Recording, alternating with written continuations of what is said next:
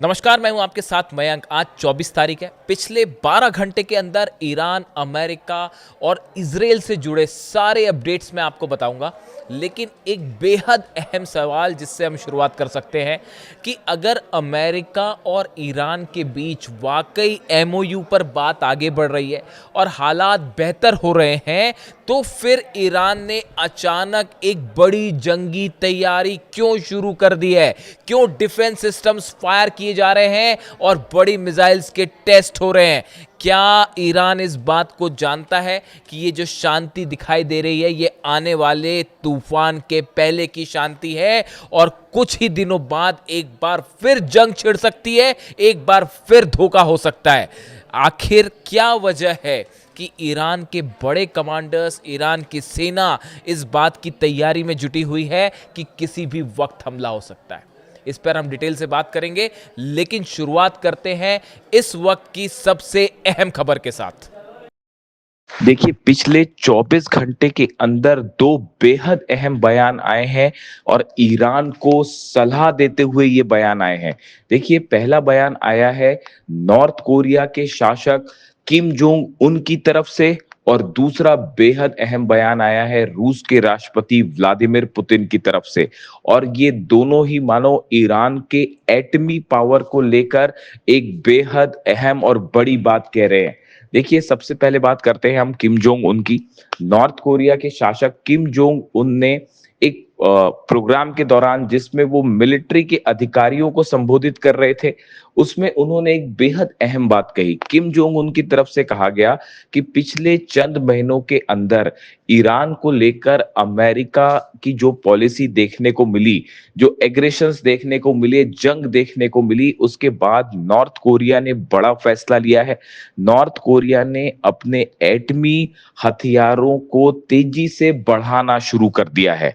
Kim Jong उनका कहना है कि अमेरिका और इजराइल जैसे देशों का सिर्फ एक इलाज है कि देश के एटमी पावर को बढ़ाया जाए, एटमी शक्ति को बढ़ाया जाए, ताकि अमेरिका और इजराइल जैसे देश हमला ना कर सके।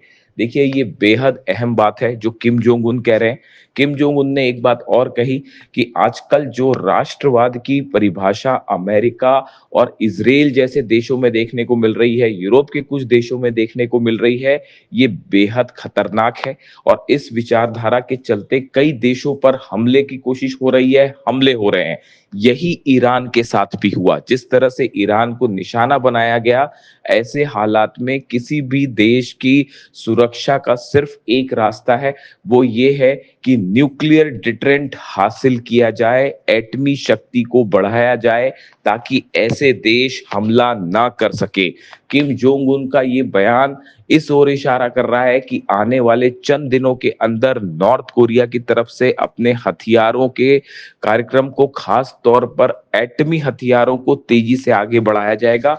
और किम जोंग उन ने इसका खुला ऐलान भी कर दिया है। उन्होंने अपनी सेना को यह आदेश दे दिए है कि जो मिसाइल प्रोग्राम है उसको तेजी से आगे बढ़ाया जाए, लॉन्ग रेंज मिसाइल्स बनाई जाए, साथ में एटमी जो हथियार हैं इनको भी तेजी से आगे बढ़ाया जाए, इससे जुड़े रिसर्च को तेज किया जाए। देखिए, ये बेहद अहम बयान है और एक प्रकार से इसे ईरान के लिए एक बड़ी सलाह माना जा रहा है।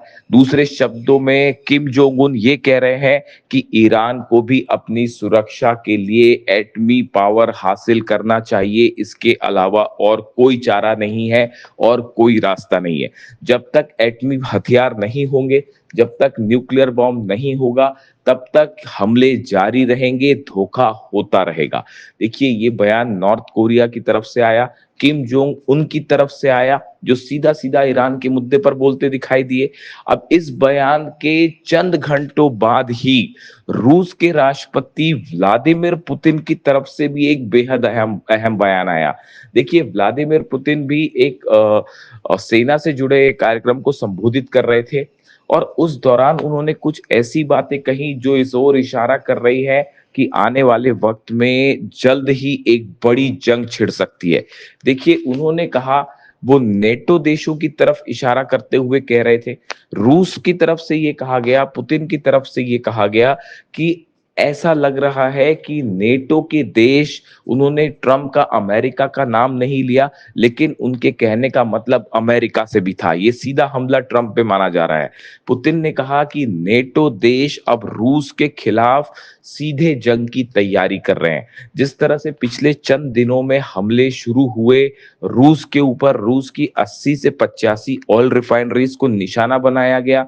अब पुतिन का कहना है कि जिन हथियारों से हमले हो रहे हैं, रूस को जिस तरह से निशाना बनाया जा रहा है, ये नेटो देशों की, अमेरिका की साजिश है और नई जंग भड़काना चाहते हैं नेटो के देश। इसके साथ ही देखिए, पुतिन ने भी एक बेहद अहम बात कह डाली है। पुतिन ने ये कहा है कि रूस की सेना अपने एटमी हथियारों के रिसर्च को बढ़ाएगी, अपने एटमी हथियारों के जखीरे को मजबूत बनाएगी। देखिए, ये बात वही है जो किम जोंग उन कह रहे हैं, और किम जोंग उन के बयान के चंद घंटों के अंदर ही पुतिन का भी ये बयान आया, और पुतिन का भी कहना यही है। दूसरे शब्दों में पुतिन ये कहते दिखाई दे रहे हैं कि नेटो देशों के एग्रेशन के खिलाफ, अमेरिका के हमलों के खिलाफ अगर कोई सबसे अच्छी नीति है सुरक्षा की, तो वो नीति है एटमी हथियार बनाना, लॉन्ग रेंज मिसाइल्स होना। उनका ये कहना है, अगर किसी भी देश के पास मिसाइल्स हैं या फिर एटमी हथियार है, तो वो उस देश के लिए एक बड़े डेटरेंट का काम कर सकते हैं और दूसरे देश हमला नहीं कर पाएंगे। देखिए, जिस तरह से ईरान पर हमले हुए, ये कहा गया कि ईरान अपना न्यूक्लियर प्रोग्राम आगे बढ़ा रहा है, ईरान एटमी हथियार बना रहा है, जबकि ऐसा कुछ नहीं था। पूरी तरह से झूठी और बेसलेस बात थी, जिसके आधार पर ईरान पर लगातार हमले किए अमेरिका ने। लेकिन नतीजा सामने है, अमेरिका और इजराइल को इस जंग में मुंह की खानी पड़ी। अब हालात ये है कि अमेरिका के साथ एमओयू साइन हो चुका है और तमाम तरह की डील्स की बातें हो रही हैं, लेकिन ये डील साइन होने के पहले ही पटरी से उतरती दिखाई दे रही है और अहम मुद्दों पर कोई सहमति नहीं बन पा रही है। चाहे वह 12 अरब डॉलर की फ्रीज संपत्ति का मामला हो, चाहे 300 अरब के कंपनसेशन का मामला हो, जो नुकसान हुआ ईरान को उसकी भरपाई का मामला हो, इसके अलावा न्यूक्लियर इंस्पेक्शन को लेकर, न्यूक्लियर जो ठिकाने हैं ईरान के, वहां पर क्या आईएईए के इंस्पेक्टर जाएंगे, इसको लेकर भी अमेरिका और ईरान एकमत नहीं है और हालात बिगड़ते दिखाई दे रहे हैं। ऐसे में हॉर्मूज का मैनेजमेंट कैसे होगा, इसको लेकर भी हालात साफ नहीं है। ईरान ने ओमान के साथ एक बड़ी बैठक की है कि आगे कैसे मैनेज किया जाए, स्टेट ऑफ हॉर्मूज में एडमिनिस्ट्रेशन कैसे हो जहाजों का, इसको लेकर एक बड़ी बैठक हुई है ओमान और ईरान की, जिस पर अमेरिका को आपत्तियां हैं। अमेरिका का कहना है किसी तरह का कोई भी सर्विस चार्ज हॉर्मूज में नहीं लेने दिया जाएगा। इस मुद्दे को लेकर भी अमेरिका और ईरान आमने सामने हैं। वहीं डोनाल्ड ट्रंप की तरफ से भी ये बयान आ गया है कि आईएईए के इंस्पेक्टर्स जो हैं वो ईरान जाएंगे और न्यूक्लियर साइट्स पर जो है वो पता लगाएंगे कि वहां क्या हालात है, जिसको लेकर भी ये साफ नहीं है कि ईरान इसको इजाजत देगा या नहीं। ईरान की तरफ से साफ कह दिया गया है कि फिलहाल इस तरह की कोई परमिशन नहीं दी गई है। ऐसे में ये माना जा रहा है कि अमेरिका और ईरान के बीच चंद दिनों बाद एक बार फिर बड़ी जंग देखने को मिल सकती है। जिस तरह से लेबनान और गाजा में हमले जारी हैं नेतन्याहू के, वो इस ओर इशारा कर रहे हैं कि सीज फायर पूरी तरह से फेल है, खासतौर पर लेबनान में और गाजा में। इन हालात में जहां पूरा मिडिल ईस्ट एक बार फिर जंग की ओर बढ़ता दिखाई दे रहा है धीरे धीरे, ऐसे में रूस की तरफ से और नॉर्थ कोरिया की तरफ से ईरान को बड़ी वार्निंग्स आई हैं, बड़े संकेत दिए गए हैं, और दोनों ही बयान पुतिन और किम जोंग उन के, जो कि ईरान की जंग की ओर इशारा करते हुए ये कहा गया कि अगर सुरक्षा का कोई रास्ता है तो वो सिर्फ एटम बम है। देखिए, सीधे तौर पर पुतिन ने ईरान का नाम नहीं लिया, लेकिन नॉर्थ कोरिया के तानाशाह जो हैं, उन्होंने किम जोंग उन की तरफ से ये सीधा सीधा ईरान की जंग से जोड़कर इसको बात को कहा गया, और उन्होंने साफ कहा कि अमेरिका और इजराइल जैसे देशों का हमलों का कोई अगर इलाज है तो वो इलाज है एटमी डेटरेंस हासिल करना। अब इस बयानों को ईरान किस तरह से लेता है, ये बात अभी किसी तरह का कोई रिएक्शन ईरान की तरफ से फिलहाल नहीं आया है, लेकिन इसे एक बड़ी सलाह मानी जा रही है ईरान के न्यूक्लियर प्रोग्राम को लेकर।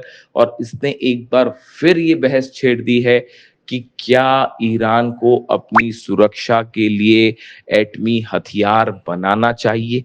क्या जब तक ईरान के पास एटमी शक्ति नहीं होगी तब तक बार बार अमेरिका और इजराइल धोखा करते रहेंगे, डील के नाम पर दगाबाजी होती रहेगी और मौका देखते ही फिर से ईरान पर हमला होगा। इन हालात में क्या किम जोंग उन की सलाह ईरान को माननी चाहिए और न्यूक्लियर हथियार की दिशा में आगे बढ़ना चाहिए? ये वो सवाल है जो एक बार फिर सोशल मीडिया में चर्चा का मुद्दा बना हुआ है। इससे जुड़ा जो भी अपडेट होगा वो आप तक पहुंचाएंगे। वीडियो कैसा लगा कमेंट करके जरूर बताइए। Thank you so much.